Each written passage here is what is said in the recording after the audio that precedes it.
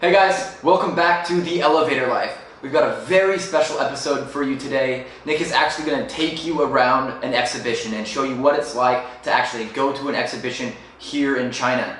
But before that, we've got a few announcements that we want to make. I know it hasn't been regular schedule on here a lot because, well, we've never been so busy and we're always kind of apart. But we have a very big announcement to make.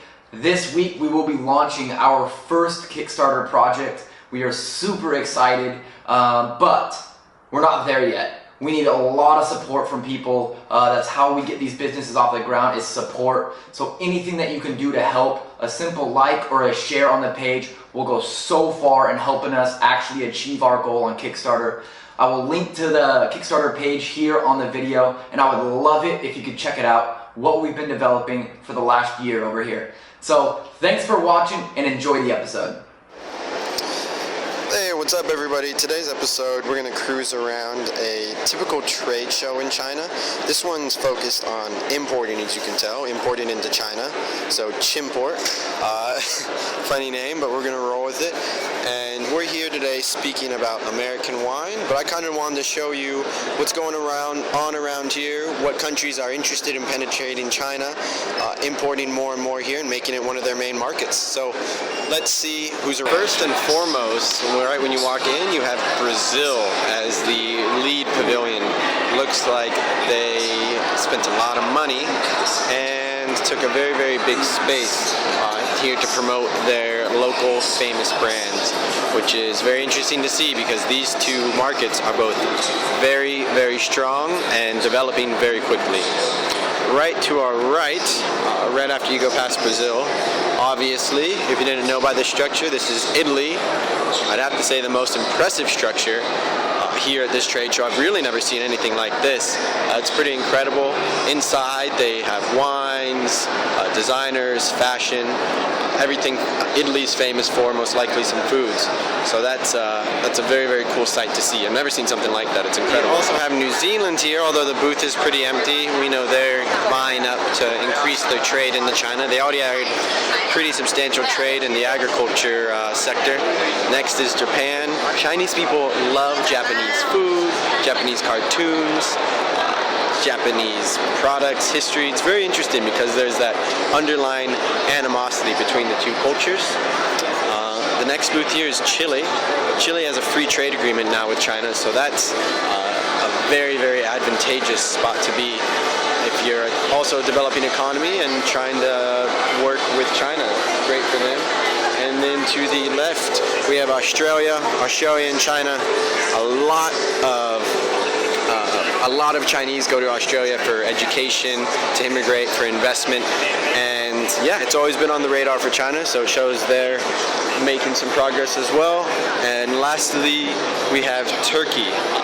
To be honest, don't know much about the trade between Turkey and China in regards to imports. Looks like it's fashion is some of it. A lot of great Turkish restaurants in Guangzhou, at least, in China rather.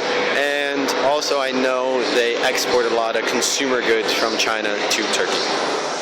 So now we're going to take a look at all the consulate sponsor booths. And this is important for anybody who wants to import, or anybody in general who wants to do business in China.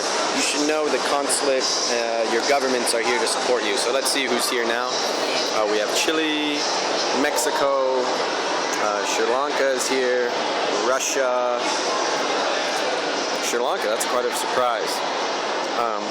Malaysia, India, looks like Korea, Thailand.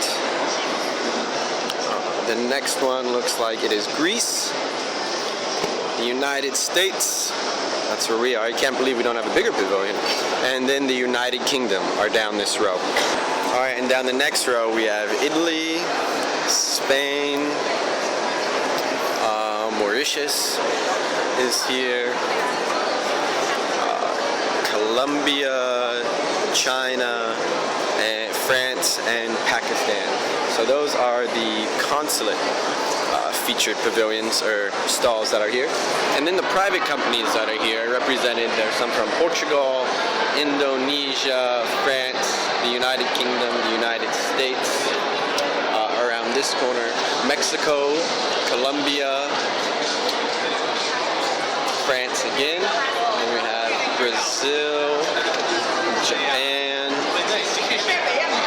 Israel, Ukraine, Spain. So as you can see, a very, very large international presence here for every country rather, who has a serious focus on China, which I think would be everybody in the world today. But obviously others are making it more of a priority than other countries. So again, just a quick little look into the trade show. This is where I will be speaking in about an hour about American wine, and we'll kind of wrap up the episode after that. Alright, so we're on our way out of the fair complex, but I wanted to take a video of the complex itself. It is just one of the biggest fair complexes in the world. What you just saw was Hall B, and that was one of about 15 or 20 here. As you can see, right across the way is Hall A, and right across, actually, directly across, is Hall C.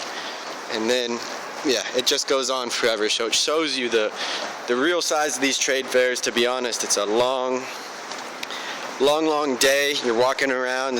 Everybody thinks, oh, it's a trade fair. It's pretty easy and simple, but it's actually quite a tiring experience when you're walking around all day and having conversations for 8, 9, 10 hours a day, trying to make some sales and promote your product. Speech went very well, so I'm very happy about that. Had a good crowd, and yeah, that wraps up our trade show experience. Have a good one, everybody.